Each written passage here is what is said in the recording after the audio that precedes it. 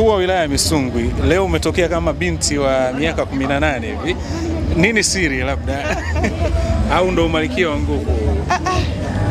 Siri kula vizuri, maana nikisema kula vizuri sio kula ushibe na kujaza tumbo.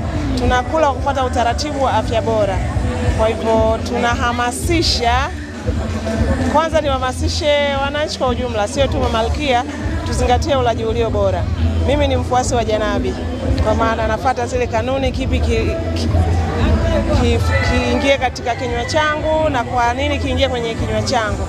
Lakini cha ziada nafanya mazoezi, lakini pia ni waase Malkia kwa muonekano huu au whatever wanapotaka kuonekana. Mimi ni bibi pia na tayari na wajukuu.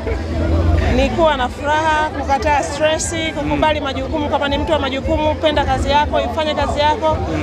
Baada ya hapo upate nafasi pia ya kushare na watu, na ndio maana tumefika hapa kuweza kubadilishana mawazo, kukutana na watu tofauti ili ku refresh mind.